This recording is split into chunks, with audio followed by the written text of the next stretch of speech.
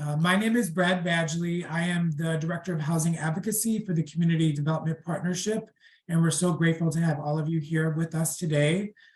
The mission of the Community Development Partnership is that we lead the Lower Cape in building a diverse year-round community of people who can afford to live, work, and thrive here. To accomplish this mission, we promote, develop, and manage affordable housing, nurture the launch and growth of small businesses, and facilitate collaboration with business, nonprofit, and government partners, many of you who are with us today. The 8 towns that we serve are Provincetown, Truro, Wellfleet, Eastham, Orleans, Brewster, Harwich, and Chatham. And among a number of things that we do, including the Lower Cape Housing Institute, we do education, technical assistance to municipalities to help towns address the housing crisis. And we do this by offering workshops on housing topics and coordinated relationships building across town throughout peer group meetings, which we do hold. So part of these peer group meetings, and you all are invited to attend these, we host them. They're informal discussions and spaces for municipal officials and town staff who are involved in or interested in housing production in the Lower Cape. So it's an opportunity in an informal environment, and they're all currently hosted virtually to share updates throughout the various towns on various housing initiatives and projects that are going on. And our next peer group meetings are happening in April. Tuesday, April 11th from 3 to 4:30 is our Outer Cape peer group, and our Lower Cape peer group will be on Tuesday, April 13th from 3 to 4:30. And one of the things I wanted you all to know before we get started is that all of you for attending will be added to our newsletter, where you can learn about upcoming events, including the peer group meetings that I mentioned. Really, our desire is to build relationships, particularly with this workshop. We really want to open that up with the open space community. And one of our staff members who is on the Zoom with us today, Mallory Unoni, she is our community organizer, and she would love to meet with individuals to learn more about your thoughts, particularly in the open space community, on housing and how we can solve the crisis together. And Mallory, if you want to put your email into the chat so folks can have that if they are able to reach out to you or interested in doing so. Just 2 quick things before we get started is reminder to keep yourself on mute as there will be speakers speaking. There'll be plenty of time for folks to ask questions. If you could use your raise hand function on the Zoom or type in the chat, we will eventually get your question. If we don't get to it right away, there'll be some time at the end to certainly answer some questions. Without further ado, I am going to throw it off to Dana LeWinter. Dana. Hi, can everyone hear me? Great, thank you, Brad, for having me. I am Dana LeWinter. I am the Director of Municipal Engagement at CHAPA. I'm gonna share my screen real quickly so folks can see. Right, can everyone, just a thumbs up, you guys can see that? Excellent, okay. So as I said, Dana LeWinter, I am from CHAPA's Municipal Engagement Initiative, and I'm just really wanting to set the stage for the discussion that we're going to be having in the presentation from Studio G. Really excited to be here. Love working with the Community Development Partnership and all of you on the Cape. So just briefly, this is CHAPA's mission statement. CHAPA stands for Citizens Housing and Planning Association. If you haven't worked with us before, I'd love to connect with you on all of the work that we do. But really at the core of our work, we believe that every person in Massachusetts should have a safe, healthy, and affordable place to call home. So all of the work that we do leads to that goal. Hopefully we are making progress towards that. And more importantly, we believe that housing is the single best investment that every community can make at this moment, because housing is at the center of the hub of work needed to create healthy, equitable, affordable, and vibrant communities. So we understand that the benefits of providing ample affordable housing and the consequences of not permeate the whole community, not just the individual outcome. It's not just a benefit for the person who finds themselves in safe, affordable, and accessible housing. It's a benefit for that whole community. And we also understand that housing stability is core to gaining access to broader opportunities, because the value of a quality, affordable home extends beyond that provision of shelter and is a pivotal driver of individual and community successes. So we all know this innately, but where we live determines where we go to school, where we shop for our food, how we play outside and enjoy the natural environment. It can determine the type of air we breathe, the healthy foods we have access to, and being able to afford a home allows people to afford other necessities. So that's really why we strive to increase affordable housing access and opportunities, so that people have the chance to live in the homes they can afford in the communities they choose and live healthier and more fulfilling lives. And we also know from research that a diverse mix of homes contributes to a stronger economy, better health outcomes for individuals, and better environmental outcomes for communities and regions. So I want to jump into this conversation of what do we mean when we say sustainability.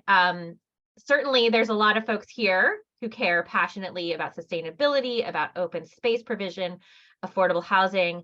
But I want us to think about, when we talk about sustainability, it's not just about preserving open space and undeveloped land. It also can mean building homes that emphasize energy efficiency. They can be built with, net zero construction. They can include innovative systems and thoughtful wastewater and septic systems. So it's not just where we build and how we build, or where we build and what we don't build. It's about how we build it as well, and how those things interact with each other. I'm excited to hear from Studio G on how we can achieve these goals.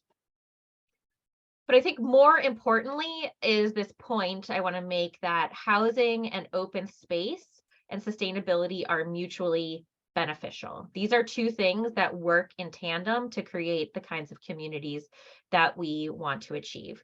So, like I said, where we build our homes really matters. Things like cluster development, higher density, allowing more multifamily housing can actually lead to better preservation of open space, because we are putting more of the homes we need in a smaller footprint, allows us to preserve some of that open space more efficiently. When we build in this way, we also can see less sprawl, which can mean lower carbon emissions. So when we make it easier for people to ditch their car, or more often go car light, maybe they have a car, but they don't use it as often, or they choose not to purchase a second car, or maybe rely on their bikes more often, it means they drive less, they walk more, and they have a lower climate impact on the community. It also means that there are affordability benefits when we do that. If you don't have to have a second car, or maybe you have a car at all, you can save some money. It might allow you to spend more money on your housing if you don't have to pay for gas and all of the upkeep or other necessities. It often means reinvesting in the local economy, because you're walking or biking to get more of your necessities and amenities. So it can really lead to some great affordability benefits.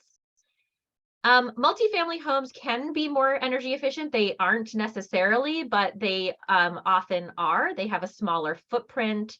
They have fewer exterior walls. They may be cheaper and easier to heat and cool. And especially when we build new multifamily housing with that idea in mind, we can be really thoughtful about improving our energy efficiency. And lastly, I want to say that people who need homes also need open space. So even in really dense urban cities, there's so much emphasis on finding little pocket parks or easy access to open space. So the people who live in new homes are going to benefit from having that open space, both available but also accessible, meeting their local needs, meeting the needs of the types of people who live in those homes. So these two things support each other. People who live in the homes can support the open space, and the open space can support the people who live in the homes. I just want to make a note here too. these benefits, these mutually beneficial benefits, apply to any type of housing. So we can be talking about affordable housing, market rate housing, housing for seniors, housing for a family with children. Anyone can benefit from the open space and sustainability efforts we're making, and vice versa. I do want to make a point, though, that there are trade-offs, right? There are trade-offs when we are working towards dual goals.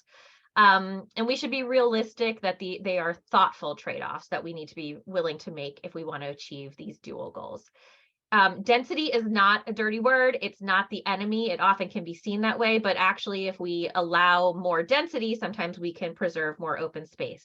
So as we go through this session, thinking about ideas such as clustered housing, reducing parking minimums, increasing height, thinking thoughtfully about how we access our open space, where it's located, and anything we can do to reduce costs. These are the types of trade-offs that we're talking about. So as we're saying, if we say we need more housing, we might need to raise a lever over here in order to allow that to happen, or we need more affordability, we might need to raise another lever. So just thinking about those things as dual goals and having some potential trade-offs. But the last thing we want to do is allow any of these real concerns to stop our progress. There's always a workable solution, I think, that we can come to, and by understanding the community's needs, our overarching goals, and the things that we want to prioritize, we can usually get to a workable solution, rather than saying, no, these things can't pencil out, we can't make it work. There are a lot of resources out there to help us achieve dual goals of sustainability, affordability, more housing, more open space, and so leaning into those is really the key. And the last thing I'll say before I hand it off to our friends at Studio G is to think about what makes the Cape special when you're having these conversations. So in all of the coalitions that I work with, I should have mentioned earlier, I really work with people at the local level to increase housing opportunity in their communities. And one of the first questions we ask people is, what do you love about your community, and what would you hate to lose in your community? And I want you guys to keep that in mind as you're having these conversations, because I know the Cape, what makes the Cape special, or at least in my mind and in the conversations I've had with people, is it is really known for its beautiful, accessible, restorative open spaces, right? And it also is known and relies on the people that make it what it is, the people who work on the Cape, the young families who live here, the seniors who have contributed so much to the community. We can't afford to lose the people who can't afford to live here. I love that tagline from the Community Development Partnership from CDP. So it's both these dual things that make the Cape so special. It's our restorative open spaces, and it's our people who make us work. So we know we can do this. We've done these kinds of things in the past. We know we can do hard things. And I'm just excited to see how you all can work to achieve improved sustainability, improved access and preservation of open space, and create more housing opportunities as you go forward. So I am going to stop sharing there and hand it back to you. Thank you, Dana. We are going to transition to Studio G. Thanks, Brad. And Keely is with me today and is going to pull up some slides. I'm Gail Sullivan, and some of you, I think I've talked with before. I'm the managing principal of Studio G Architects, and some of you may know us from our work on the Lawrence Road Affordable Housing in Wellfleet. So first, what I'd like to do, Keely, thanks, great. And Keely, do you want to introduce yourself as you're pulling that up? Yes, I am Keely Moore, and I am an architect in the housing studio at Studio G, and I'm also the Sustainable Design Coordinator, and I'm really excited to talk to you all today. Oops, I hear it's hard to hear. I'll speak a little louder. We're in the office, so I tend to speak softly. Do let me know, Charlene or anyone else, if you can't hear me, please. So let's go to the next one, Keely. So Studio G Architects is Boston-based. We're a woman-owned firm, this year celebrating our 30th anniversary. And we're a mission-driven firm. We work primarily with public and nonprofit clients like CDP and its housing partner, POA, on projects that serve local communities throughout the Commonwealth. We're 22 people, very diverse group, and we do a number of different things. Housing, especially affordable housing, is a major focus for us, but we also do early learning centers, community centers, and public schools, as well as some higher education. So for us, it's all about serving communities and building communities. Our tagline is building sustainable communities, because that's really what we think our job is as architects. Let's go to the next. So today our focus is on strategies that both preserve open space, that precious open space on the Cape that Dana was just talking about, and provide the much needed housing to take care of those folks who can't afford to live on the Cape. And this problem, I'll say, is not unique to Cape Cod, but I think it's fairly extreme on the Lower Cape. And so one of the things that we want to introduce here is the Cape Cod Commission's Open Space Technical Bulletin. It's actually at the top of the chat. If people haven't seen this, it's a great resource, and it has a terrific framework for talking about how to preserve and enhance a network of open spaces. So they've identified these 3 objectives that are here on the screen. And throughout our presentation, we're going to weave these into what we talk about as we talk about preserving open space and housing development. So first, and I'll say our approach typically is a both and approach, and I think you'll see this as we go through. So first, protect and preserve natural, cultural, and recreational resources, critically important. Maintain and increase the connectivity of open space, very important. We'll get into more detail about that. And protect and provide open space appropriate to each specific context, because of course, one of the remarkable things about Cape Cod, let's go to the next slide, is the wide variety of place types that exist on this spit of sand in the Atlantic Ocean, right? So from the ocean and bayfronts to rural areas, suburban, historic ones, maritime working areas, community activity areas, and I'd say commercial, industrial activity, and as well as the history of the military and transportation. So this is an enormous variety of different types of places on a not very large area of land, right? A single county. So we think this is really important as we look at design strategies for how we protect these place types while looking at the development that needs to happen. And of course, as architects, what we think is design, good design, is one of the ways that you get a both and approach. So I want to identify these 5 things. So first, the planning piece. It's critically important to plan for the density that's needed and the open space. And we'll talk about some of the strategies that get you there. We have to look at how we mass buildings, by which we mean the shape of the buildings, their form, their variety. I'd add to that order and complexity, and I'll talk a little more about that later. We need to integrate landscape. Houses should not be plunked down on the ground, right? They need to be integrated into their landscape.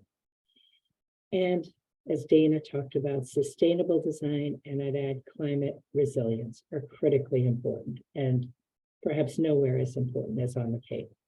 And biophilic design, which might be a new idea for some of you, but this really talks about the importance to human beings of something you all know, the relationship to nature, the ability to see it and to interact with it.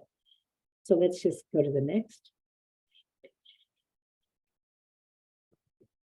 All right, So- go ahead. Go ahead. No, go ahead. Okay, so Gail and I are gonna be trading off on our speaking today. So our first example is at 95 Lawrence Road, and some of you may be familiar with this project in Wellfleet. We took a couple of approaches here that are really critical to preserving open space. And the first one is build that's on land that's already been disturbed. So for example, existing parking lots, great place to put a building because the land is already disturbed. So I'll start on the left side. Keep using pervious paving instead of asphalt so that the groundwater can recharge.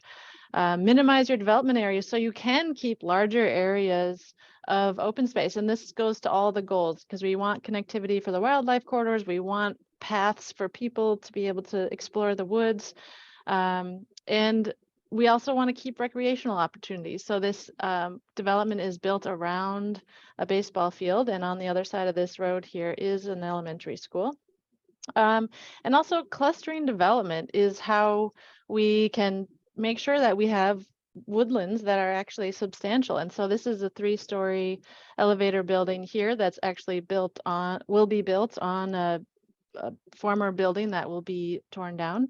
And it's also located near major roads. So that reduces the disturbance that you have to do through the site. It reduces costs because you can connect to existing systems a lot closer.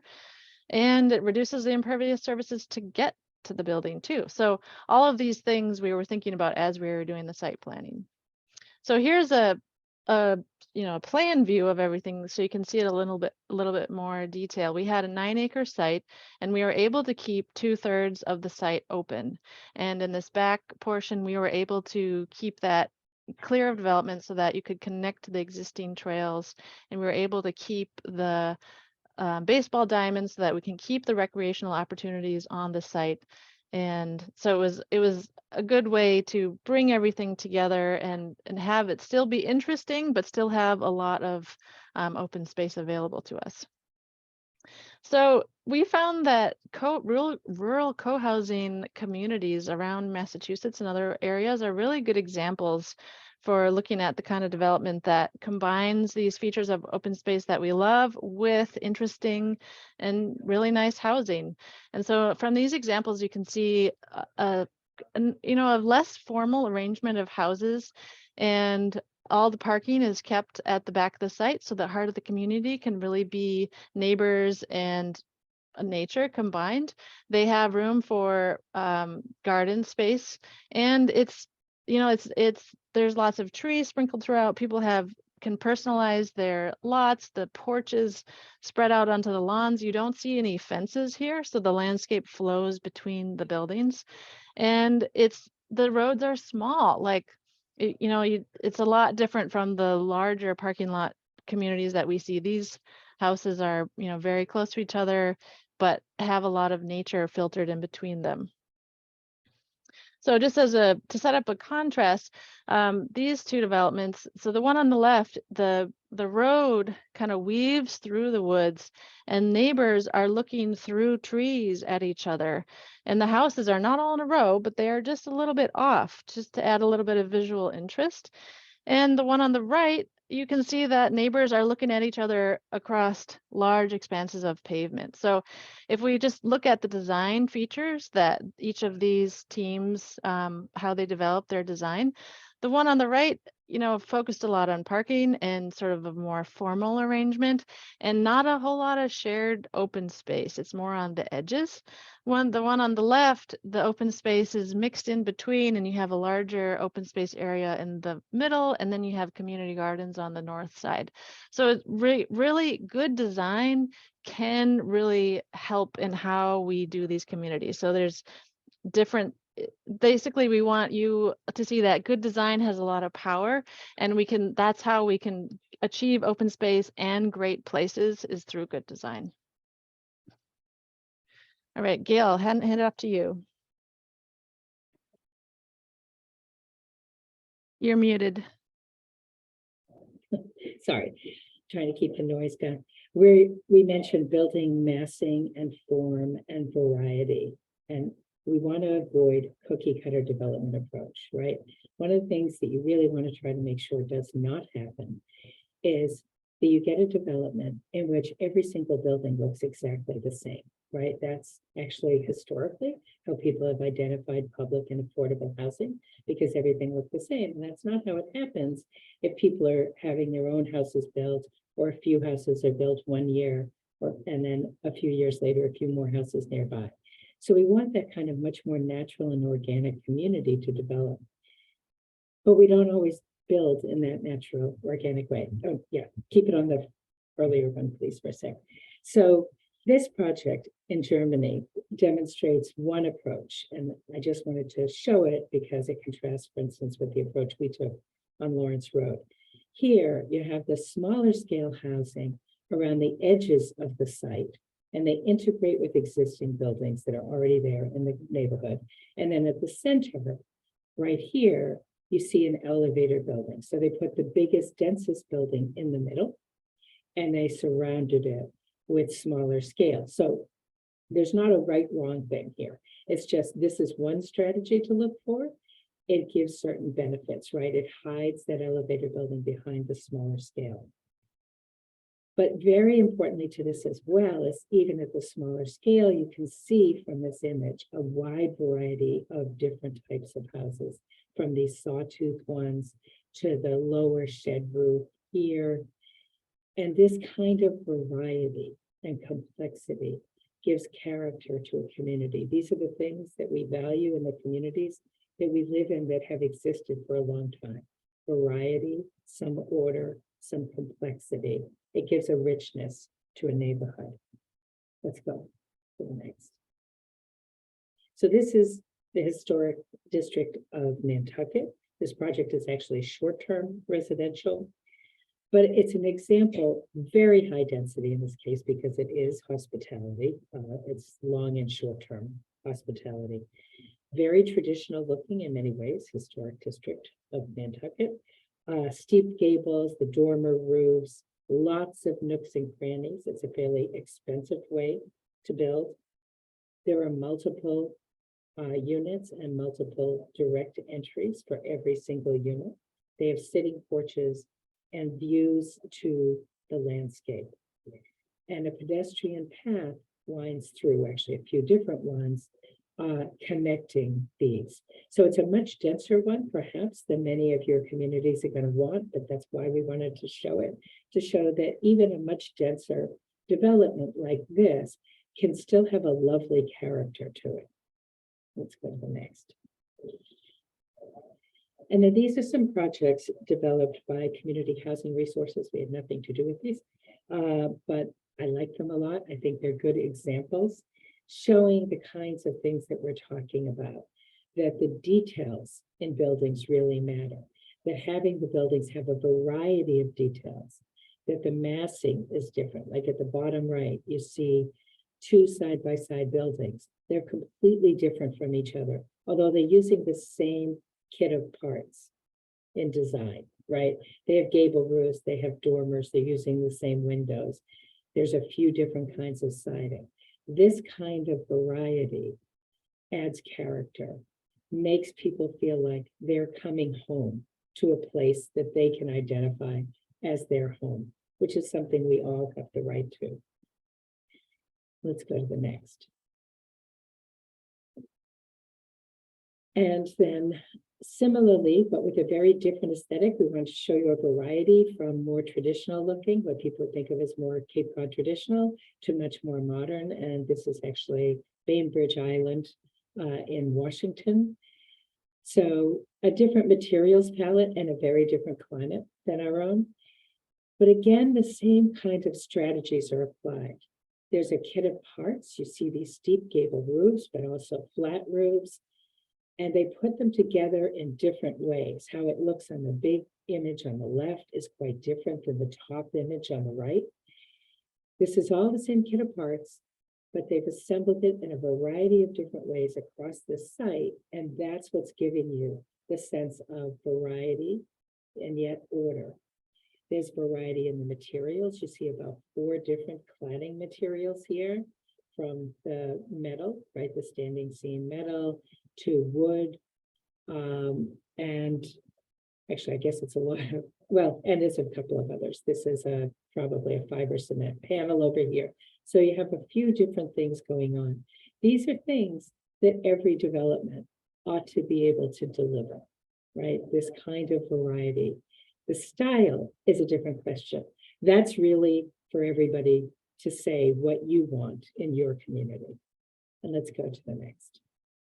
Gail, And can you see- also talk up a little bit louder? Yep. People are having some hard time. Yep, I saw that. I'm trying. So here again, the same thing, this is Lawrence Road. Can you hear me better now? Okay, sorry. So this is Lawrence Road where we're trying to apply those same strategies. This actually view is not showing some of what we are doing in the design. It's actually a variety of different cladding types. But here what I want to talk about is just the way that a building can simply step forward and back, creating some variety in the front and rear yards. Some privacy is created with that, and it helps create the privacy of the individual front doors with individual front roofs. Again, the notion of coming home to my home, right? Separate from my neighbors. But it's also intended to create a neighborhood, right? Where kids can be on their bikes, they can be seen by neighbors, people can visit. We're building community within a development. It's a really critical thing that we should do. And now to the next. So I wanted to show this diagram, which is that same development, to talk about these strategies in a little more analytical way. Because I think if you all have these ideas in mind, it helps you evaluate the kinds of developments that are going to be proposed in your communities. So offsetting the building volumes, as I talked about, stepping forward and back.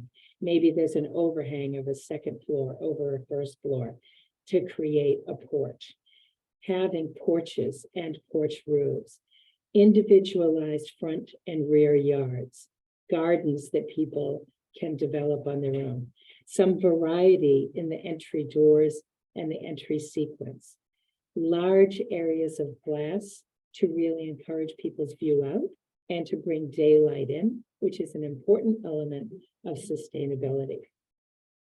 Cornered windows especially do that, and as a reference to the mid-century modern Cape houses, and a variety of window placements. The color palette and the materials palette should vary from building to building. And in this case, one of the things we tend to do is even in a single building, use a couple of different materials, a couple of different cladding approaches. And then roof lines. So how are you going to do your roof lines? Is it all gable roofs? How much attention are you paying to where the sun is if you want to have solar panels, going back to the sustainability that Keely will talk about. So the shape of a roof is really related to what the strategy is around renewable energy. Let's keep going. And then here's an elevator building. So a couple of points I want to make in elevator buildings. Again, the same points, we need a variety, but first the building massing. So one strategy with an elevator building, typically they have flat roofs. In this case, we did something different. It's a split gable roof. But very importantly, the smaller one-story elements, which happen at each end of this building, help to break the mass of that building down. So it shouldn't just be a box sitting on that landscape, right? It should integrate back into the landscape. The overhanging roof lines help break it down as well. The variety of windows, and you see the third floor cladding is different than the lower two floors in order to break that height down. Let's go to the next.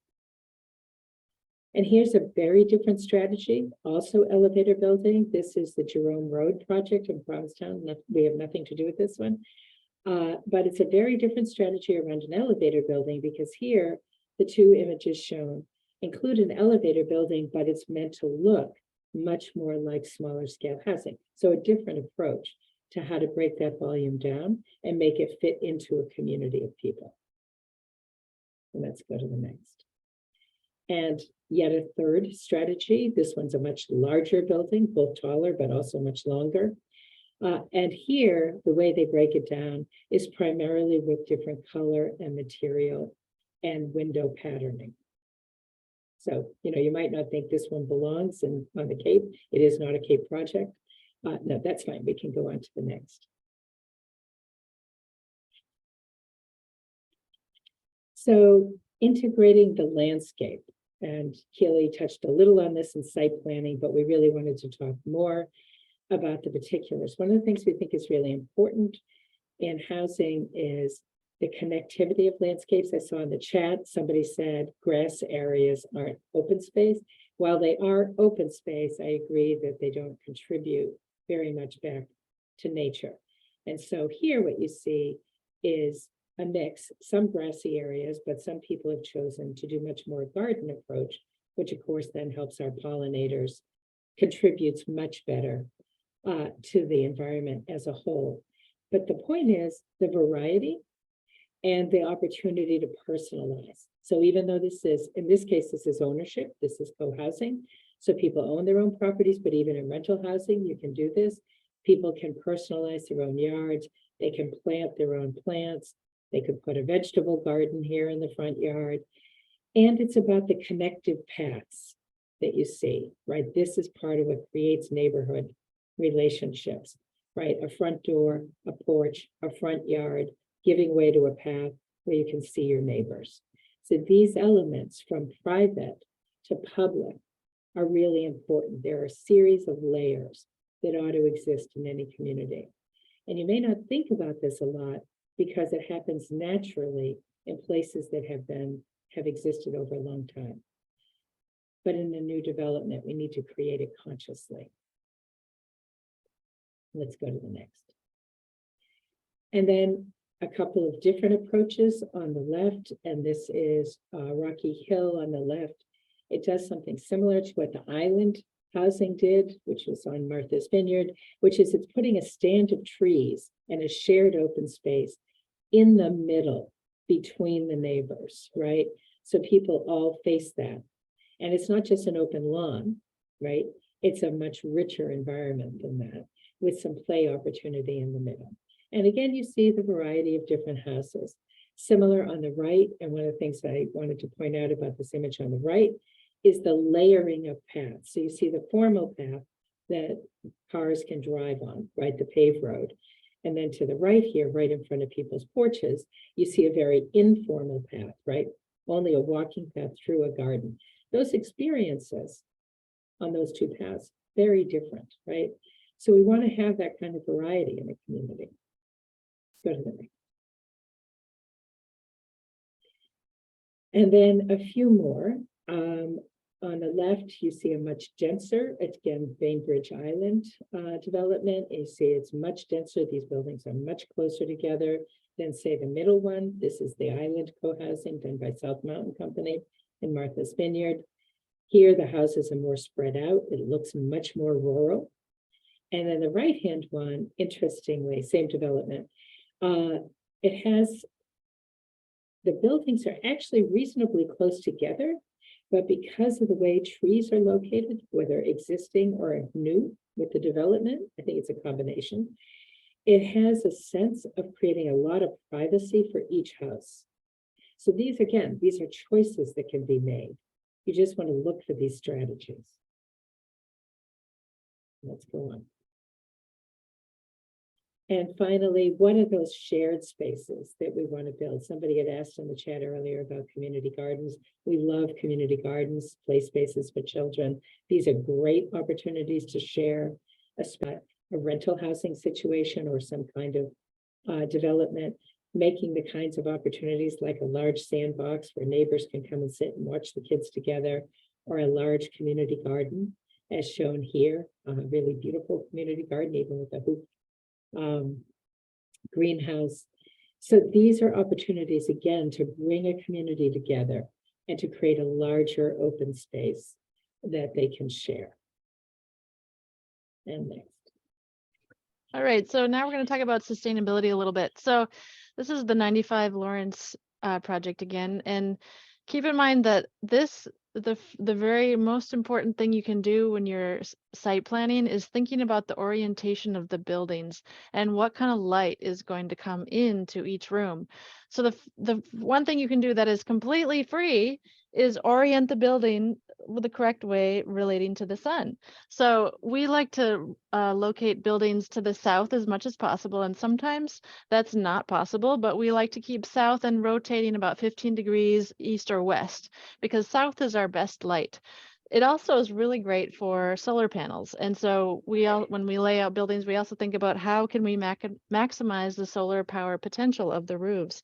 So here you'll see that we have the roofs facing in certain directions in order to capture the sun better and to have better daylight within the building itself. All right, so now if we are going to zoom into the building scale a little bit more now. So after you site the building to, as close to south as you can get, there's a lot of other things that contribute to the sustainability of how we're living. So choosing the right appliances and choosing, being really mindful of the water that you are using and using smart water appliances. And, the key to sustainable buildings is having really good windows and really good insulation, because when you have those components of your building enclosure, you can have smaller mechanical systems, which saves money.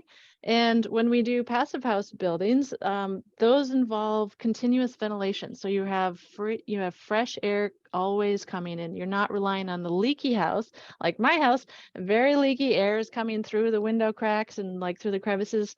When we're designing sustainable buildings, we are really relying on opening windows for ventilation and for the mechanical fresh air that's coming in. So if you combine that with solar panels and really efficient systems, all of that works together to create a much more healthier place. And then of course, combining that into the landscape. So not just plopping it down, but thinking about how the inside and the outside connect and interact with each other.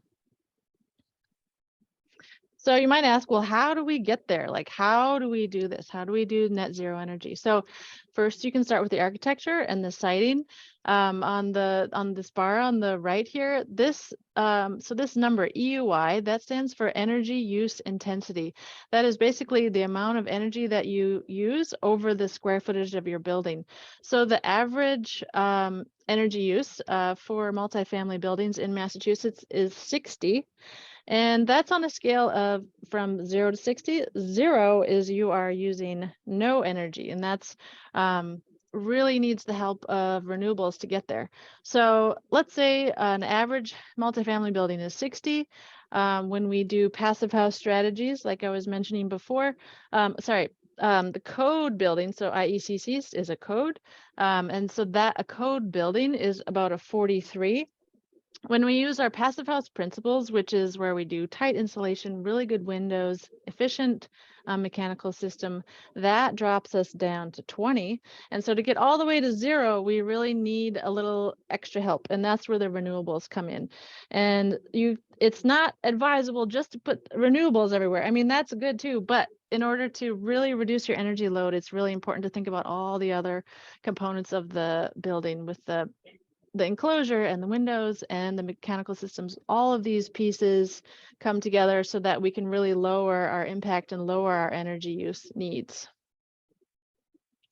And then, okay, so biophilia. I'm not sure if any of you have heard of E.O. Wilson.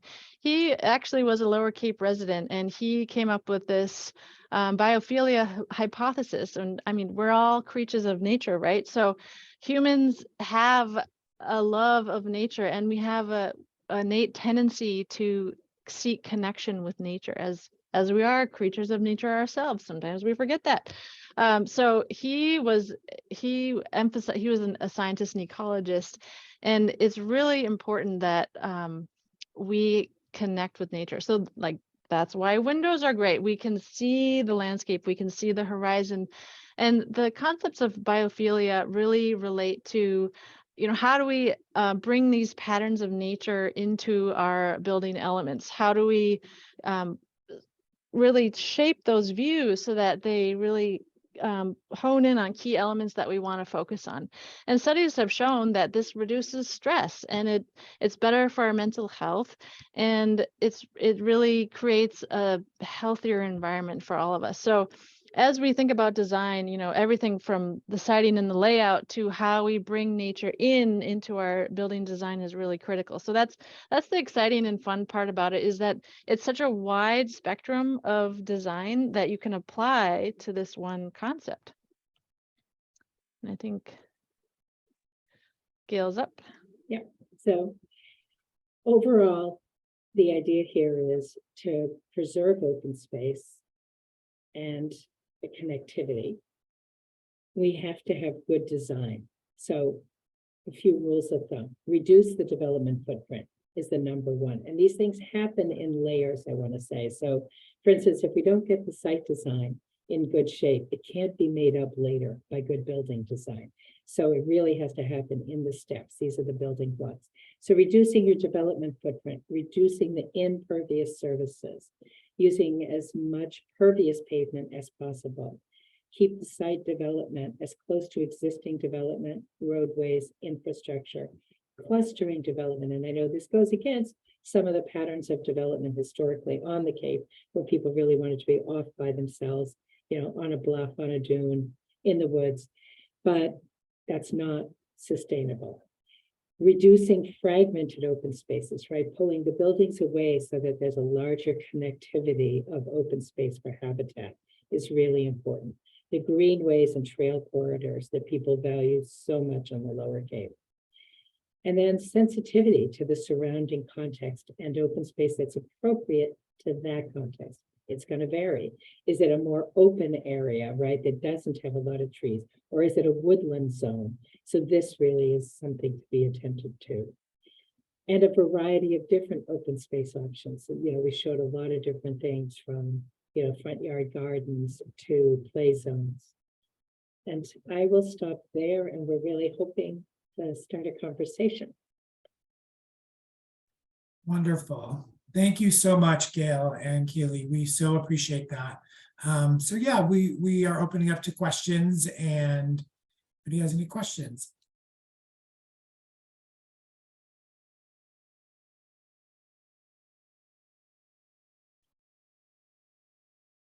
Feel free to write something in the chat or use the raise hand function, and we will get to any questions that you all have.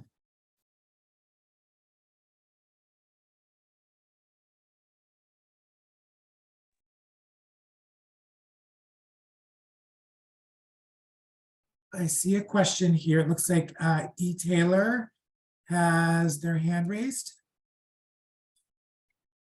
Go ahead. Thank you. I'm just curious. People keep referring to open space, and a lot of this is just green space. A lawn is green space. It doesn't create any habitat. It doesn't really qualify, in my view, as open space, but I do realize that having green areas is very critical when you have housing.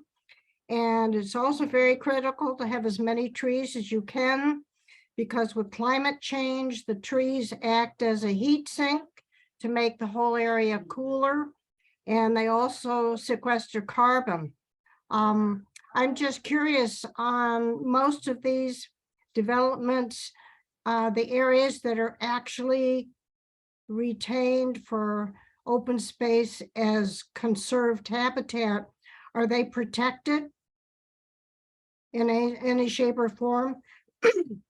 And if not, why not? And another thing, which I think someone else brought up, is how important it is to have community gardens in these areas. I think it's very important for people, not just because they like to potter around, but they need the gardens to grow food to eat, especially in this day and age. And I'm curious, with all of this housing, the utilities, are they going to have more solar on all of the roofs?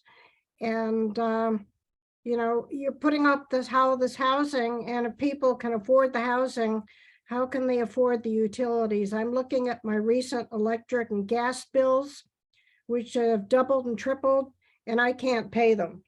So I would think that people in affordable housing are going to have even more of a problem paying their utilities. So I don't know how the housing groups are dealing with this end, because you can move in and live there, but if your heating and electricity gets cut off, you're sort of stuck. So is there some plan for dealing with this in the housing? Because I think it's a very critical area to think about. Thank you.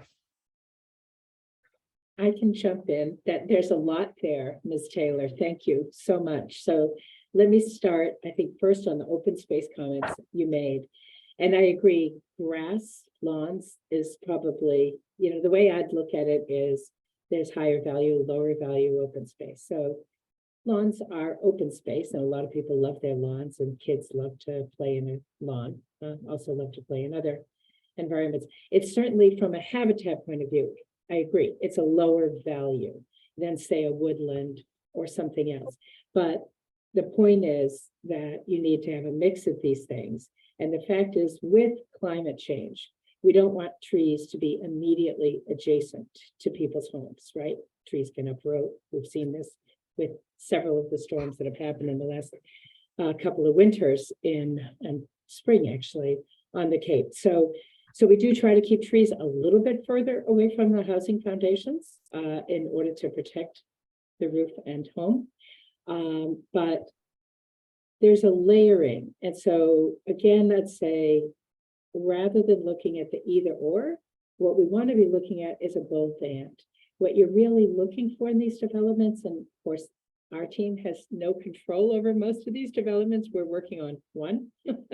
But I'm talking to you all as people who are going to be evaluating proposals that come into your communities, I assume, and making comments. And so speaking from that mindset, I'd suggest that you look and make sure that the open space has a lot of variety.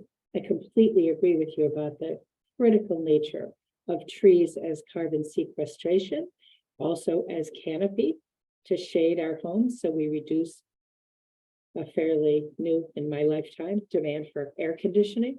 So we want to reduce those demands. So that's on the open space. And then I love that you raised the utility question. And so I just wanted to speak a little moment about that. Certainly what we're advocating, and what I hope you all will advocate in your communities, is no new developments should go in that are using fossil fuels, right? We just simply have to move away from the fossil fuels, which means the systems need to be all electric, which is why Keely was making the point that we need to get those systems to be as small as possible, right? Using the least energy they can. And the way we do that is a super tight building envelope with continuous ventilation. And then we use electric systems, modern heat pumps, and we add renewables.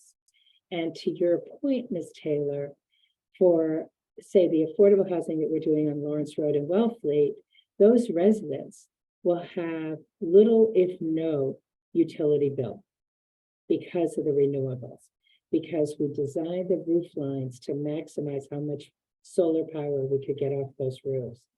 And one of the things I forgot to mention earlier that is something to be thinking about is, as some of these developments get proposed in your communities, look for the opportunities for district energy. So rather than what we've traditionally had in the United States, which is each of us with our own house is responsible for our, power and heating and so forth, district energy says, well, if you've got a cluster of houses close together, they could actually share a system. This is actually a very old idea. It's not a very new idea. It's just coming back in. So if you did geothermal heat pumps, for instance, you could do that as a district energy solution for an entire development. And I'll say at Lawrence Road, we're actually doing the solar renewable. It's not house by house, unit by unit. It's going to be a development-wide solar array that then benefits everybody. So I hope that it probably doesn't answer all of your questions, but I hope it answers a couple. Thank you so much, Gail. We've had a number of questions come up. Andrea, were you wanting to chime in there? Yeah, I did. Thank you, Brad.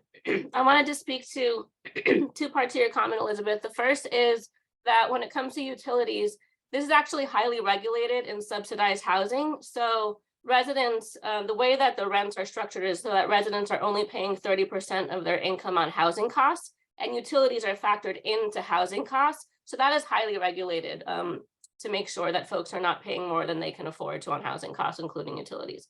But to the beginning of your question, I would say that the CDP really advocates for a development pattern that supports housing placed in village centers. And I think that approach is more impactful to preserving open space than worrying about preserving habitat or, conserving land in areas of the town that are outside of the village center. So the way to address your concern is really about making sure that you're siting your housing in the middle of your town as much as possible. That is more impactful.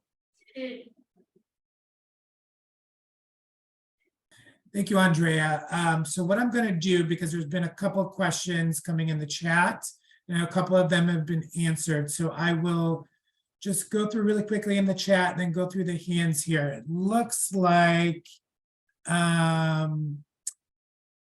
Bonnie, you had a question about any techniques for convincing our town that housing these days takes priority.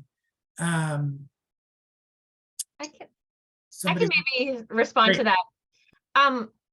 Well, I certainly believe that housing is a priority, but I would also not frame it as it takes priority over other things. I think at the beginning of this session, I was trying to encourage folks to think about these dual priorities or these shared priorities and a balance of these things. And again, Gail has said it a couple times, it's not an either or, it's a yes and. How can we achieve all of these goals together? And so some of the conversations that we have are, these kinds of conversations are really important. People who care about open space preservation and sustainability, and people who care about more housing opportunity and affordability coming together to think about how do we achieve these things, not in contrast to each other, but together.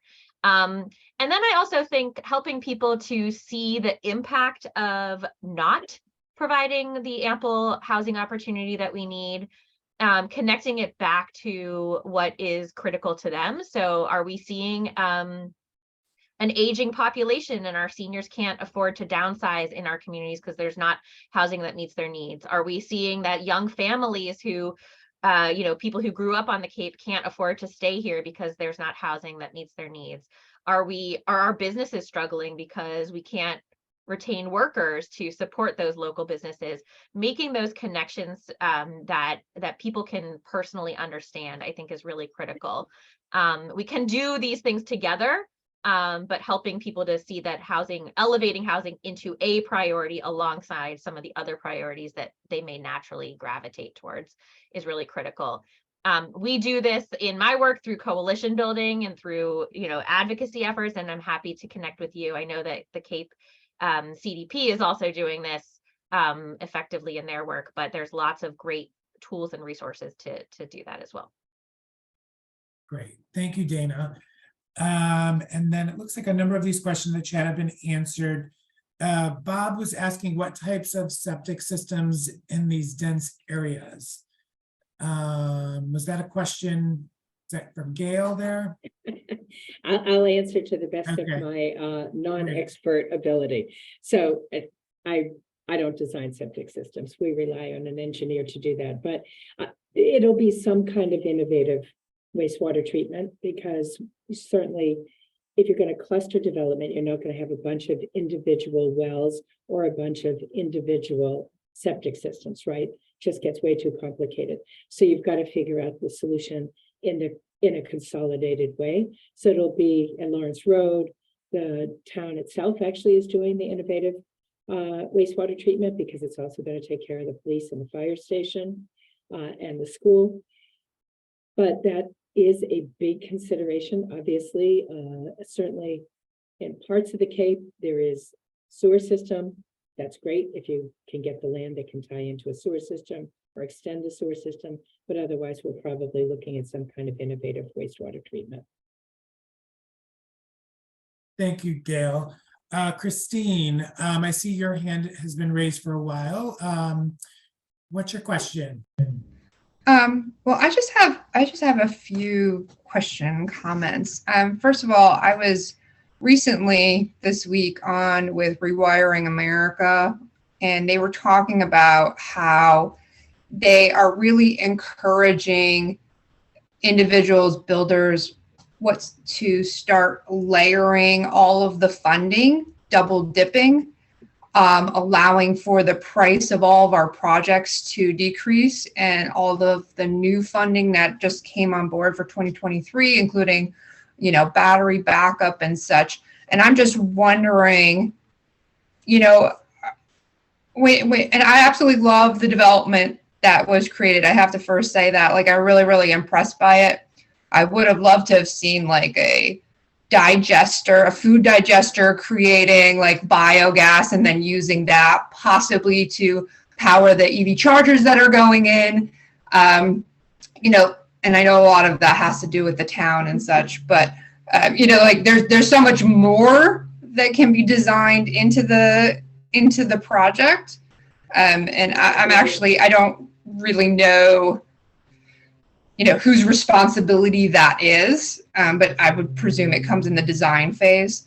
But I'm just wondering, now that there's additional monies and the layering feature and what, can be attained, is that being processed into the project now retroactively because of it? We can provide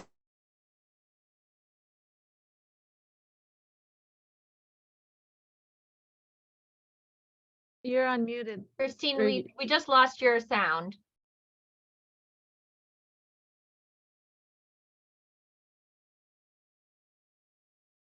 Did I lose you? Yeah, you're back. Looks like you're back now. Now we I can hear took you. I took my video off so I could just speak, so it doesn't go out again. I don't know where you lost me.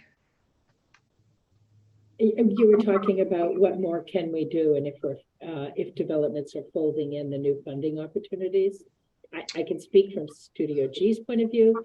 Okay. We're watching, for instance, what came out of the Inflation Reduction Act, those opportunities pretty closely. A lot of people are. Actually, I don't think any of the money has quite flowed yet to a development project. Certainly, we haven't seen it yet, but people are still trying to figure out how that's all going to work and what it means. It's something we're very mindful of. And I think, again, it's the both and strategy to really push the leading edge on sustainability. And I mean, broadly, sustainability and climate resilience.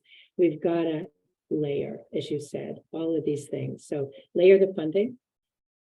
We work in the affordable housing. It is, as Andrea said, highly regulated, not just in terms of the tenant side of it. It's highly regulated in what they will fund.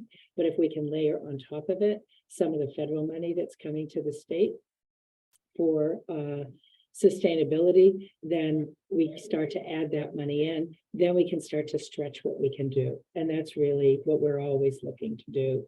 And it's what, again, I'd encourage everybody to ask any developer in your community. Are you looking at these funding opportunities? What would it allow you to do that you couldn't otherwise do?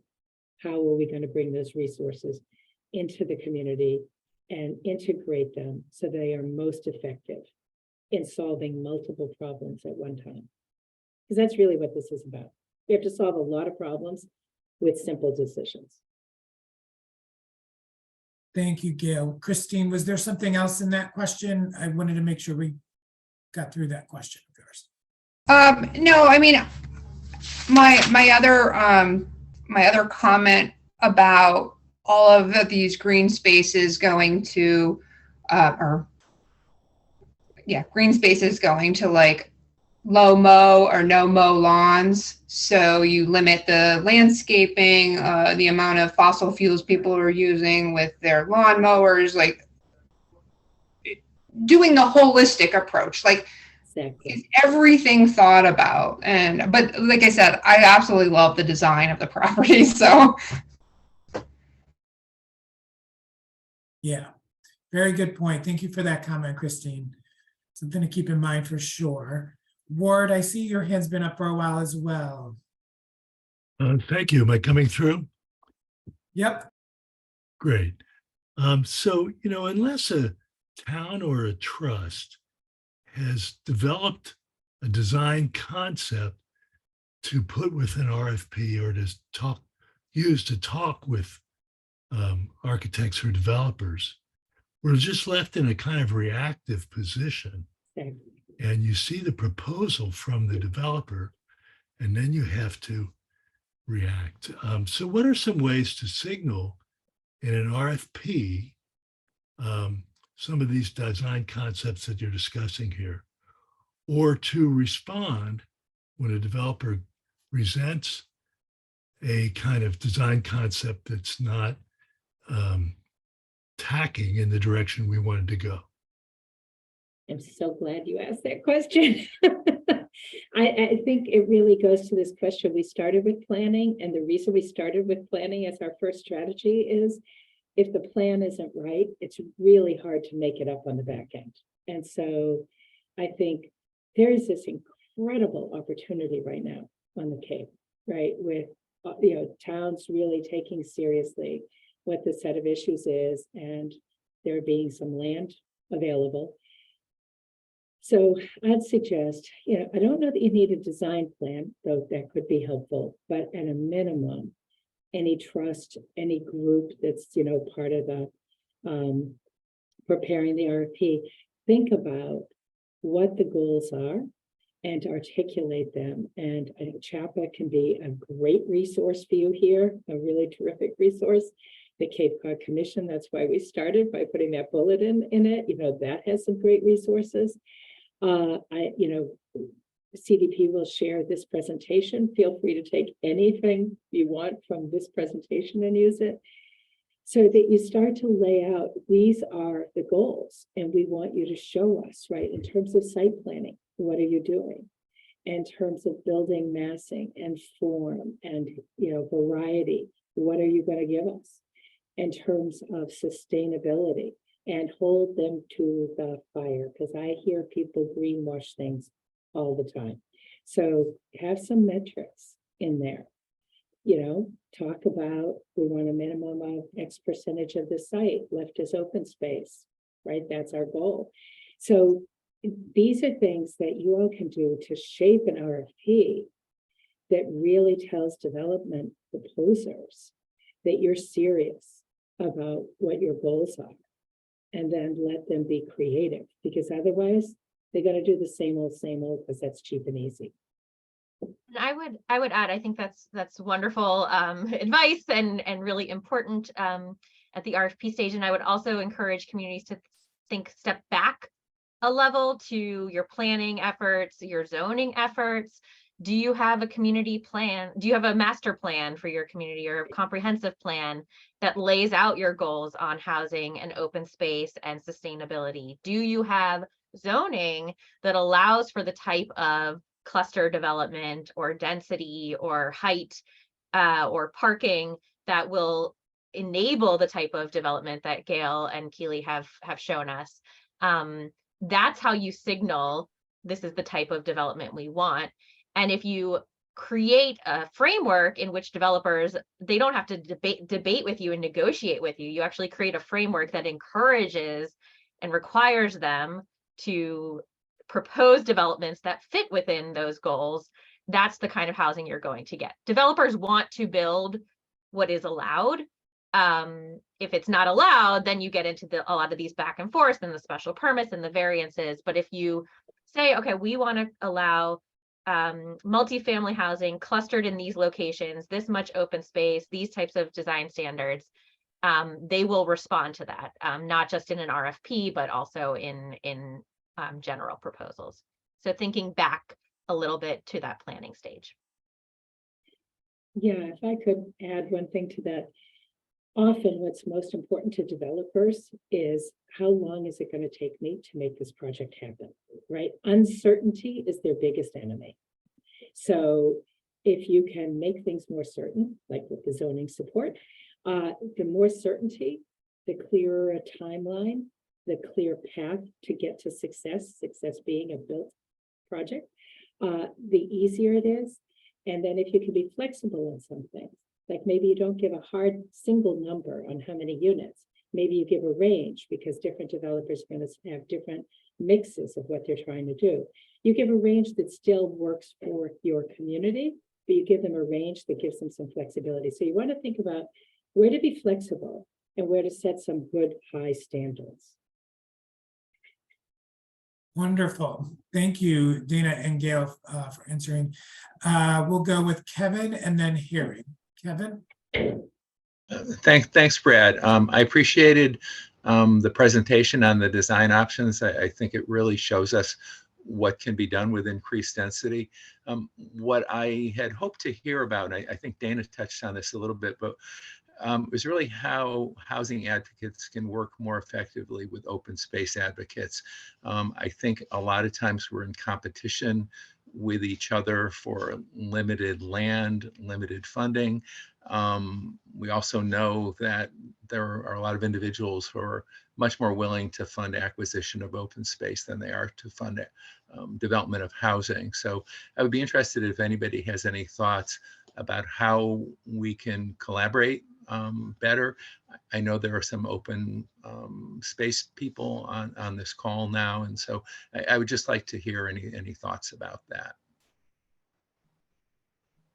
I can kick the conversation off, but I think you're asking the right question, Kevin, is to your peers here in the session is how can we collaborate better? I'm hoping that this is a kickoff to that conversation of, you know, as we better understand these mutual benefits of open space and housing opportunity, we're better suited to move forward with shared goals. But I will say, going back to my question of what do you love about your community and what would you hate to lose?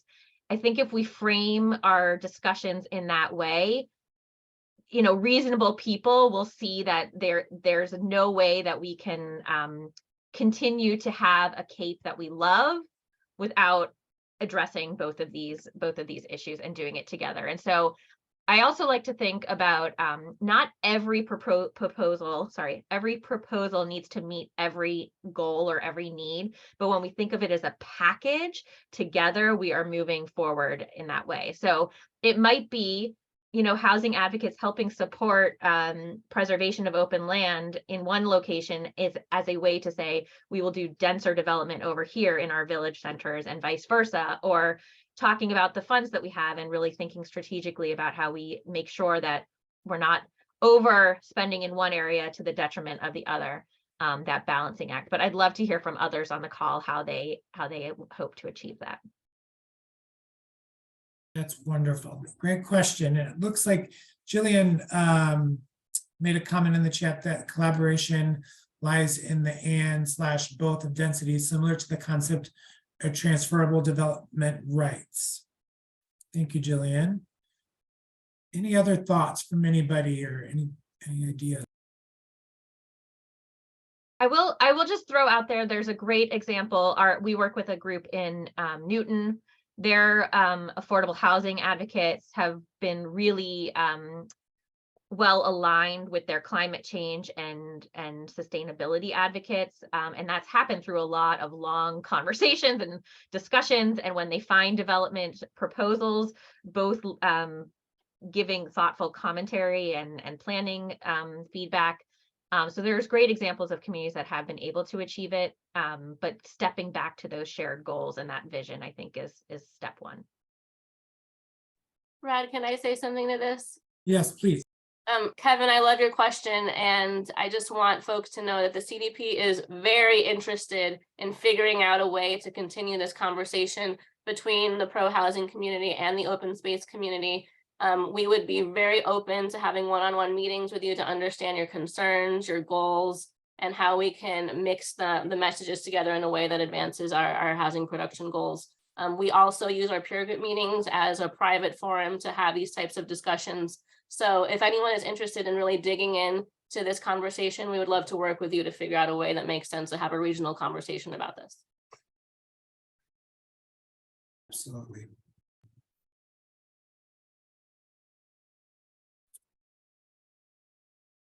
If anybody else wanted to chime in, I could pass it on to Harry. I just wanted to see if there's anybody else that had a comment before we moved to Harry's question. Looks like somebody put something in the chat. And Eastham open space folks met with affordable housing folks and looked over our map with recent APCC assisted assessing lands best used for housing versus conservation. And we found we are not in competition. The lands with highest conservation value are the same as those with highest development value. That's wonderful, Joanna. Thank you for sharing that. Okay, we'll move forward then with Harry's question. Go ahead, Harry. Okay, thank you, Brad. It's more of a comment than a question, and it's about 95 Lawrence Road. For those of you who know Wellfleet, we have a very strong open space community and open space advocacy, and we have very few, almost diminishingly small number of elevator or three-story buildings. And when we saw the proposals for 95 Lawrence Road, one of the tipping factors was the treatment of open space, because we recognized the value of consolidated open space rather than open space scattered in little pieces all over the place. And it also provided a way to assure our residential neighbors that the privacy that they had become accustomed to would be preserved to a large degree by this development. And ultimately, it was a choice between going up and going out, and we chose a design that allowed us to go up and preserve that space. And we were fortunate to have that kind of a choice in our responses to the RFP. Thank you. That's really great. Thank you so much for sharing that, Harry. I appreciate that. E. Taylor. Thank you. I wanted to say hi to Kevin, who was Cape Cod Commission rep for a while with me. And I want to say that APCC and HAC recently did a project for the Cape, and it was called Open. Now I'm drawing a total blank, and I'm sure their APC, Don Karen can talk about it. They did a report on the Cape and looked at all the towns and figured out where the best place was to put housing and where the best place was to preserve open space. And we really shouldn't be in competition for land, because all of us sit on our drinking water, and we have to be very careful about not developing land sitting over where we have well fields that are taking up the water for our drinking. And you know, it's very clear when you look at maps, usually where you should put housing and where you should put open space. And the maps they created were very, very helpful. But I will stop and let Don talk about that, since it's his bailiwick. Thank you, Elizabeth. Don? Thanks. Don Kieran, Assistant Director with the Association to Preserve Cape Cod. For those that don't know, APCC is the Cape-wide nonprofit advocacy and education organization for environmental issues. And we, as Elizabeth said, recently partnered with Cape Cod Housing Assistance Corporation to map out the entire Cape, to identify the highest priority natural resource areas that should be protected from all sorts of development, not just housing, and those areas that make the most sense for housing production. And we did those town by town and as a region. You can look at the maps and the background on it at growsmartcapecod.org. And what we really wanted to show in this was that that there are highly sensitive priority natural resource areas on the Cape, and very few of them are left. Many have been adversely impacted by our previous patterns of development over the years, and we really wanted to instill a sense that there needs to be a sea change in the way we think about how we're going to grow in the future and how we're going to protect our natural resources in the future. So to push development, housing development, commercial development, but for this project that we were working on, housing development into our growth centers, primarily where we have the wastewater infrastructure to support that type of development, that density that we've been talking about in this workshop, and to direct it away from those highly sensitive natural resource areas, from our water resource areas that are impacted from our drinking water resource areas, from our sensitive and rare species habitats, those sorts of things. And so this idea is to stop the sprawling across the landscape and be a little bit more sensible in how we look at these sorts of things. And in that way, when we talk about land use choices, we can hopefully eliminate some of that competitive environment that we've been experiencing for several years between the open space community and the housing community, and look at the Cape as a strategic way to do both things at the same time, and to not impact the things that make the Cape the most desirable place to live, and the reason that we're all here. So, but growsmartcapecod.org is the website, and you can check it out there. And if you have questions, you can contact either one of our organizations about it. Thanks. Thank you, Don. Appreciate it. Donna? Good afternoon. Hi, everyone. I just wanted to stress that I think it's really important to for it not to be we can do housing here or we can do open space here. I mean, because I'm a housing advocate doesn't mean I'm not an open space advocate. I love open space. And, you know, we in Brewster keep trying to stress that we want to do something together. And to me, to do a project that involves both housing and open space is the best win. And it does show that our communities are working together. So I think we just need to get away from the zero-sum conversation that's been playing out for a long time. You know, several of the folks that are here here on, you know, as open space, I invited them. That's how you start. You just keeping the conversation open, be willing to have conversations that are not always easy to have, because at the end of the day, the only way that we're all going to create communities that people can live in is together. And I think that's something Gail said right from the start. And I know our RFP that we put out for Millstone Road, we have received responses where in 16 acres of land, only 1/3 of it is being developed, and the design is very compact, closer to the road to keep the infrastructure costs down. Also designed for the most energy efficiency. So the people who are working in the housing space understand the shared community goals and are working towards those. Thank you.